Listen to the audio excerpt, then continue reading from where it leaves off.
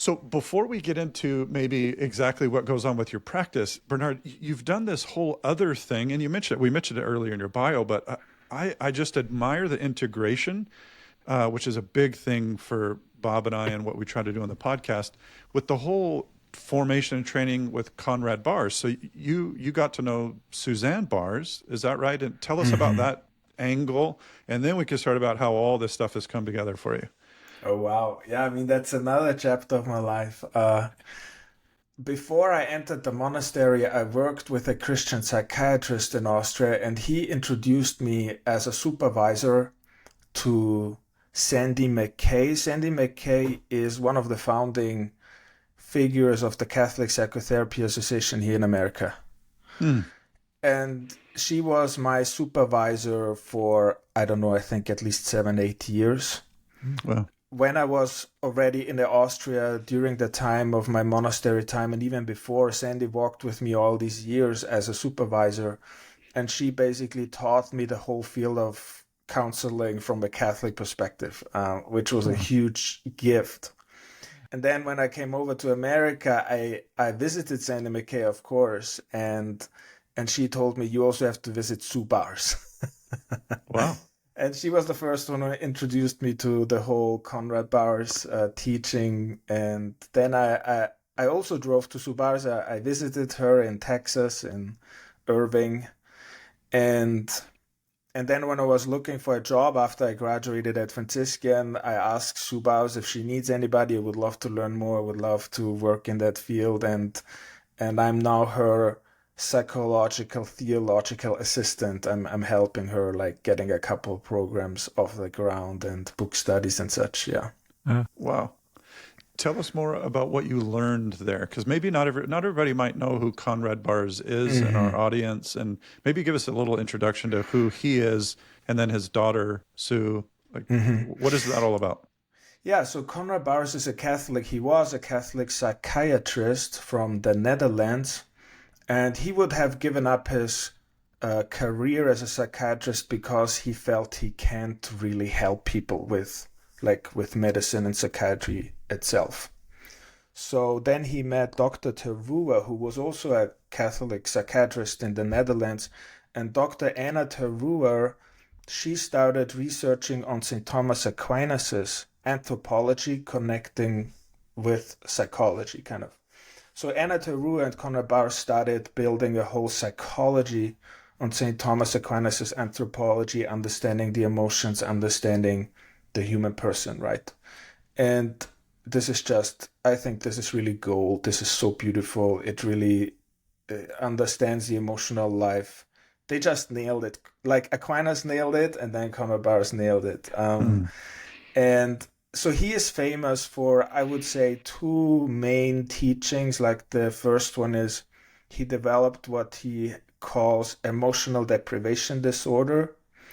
And then the second one, I think, would be living the affirming life. And with living the affirming life is not just meant by motivational phrases where you encourage somebody. It's really um, being mature in your own emotional life and being able to mirror to another person their own goodness. Like your presence alone, what I explained earlier, my spiritual father, Mm. his presence alone was so affirming and life giving. That is basically meant by living the affirming life. Not Mm. so much by encouraging words or motivational phrases, which also can be very affirming, but if living the affirming life is so much deeper because your presence alone reflects the goodness of the other person and basically heals the emotional deprivation that we may not have received fully from our own parents or caregivers.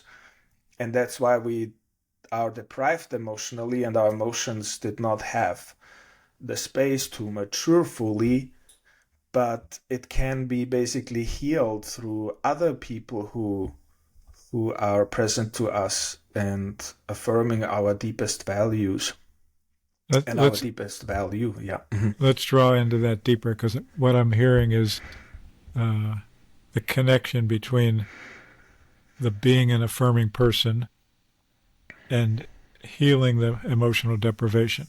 Mhm. And I'm thinking of security, maturity, purity, Mm.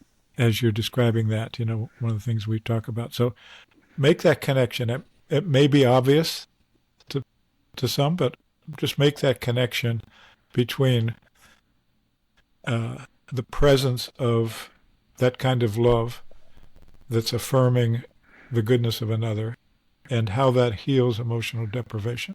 And then how does that apply in your practice? Mm-hmm. Yeah, so Conrad Baars also talks about we all are not just born physically. We basically need to also experience a psychic birth, right?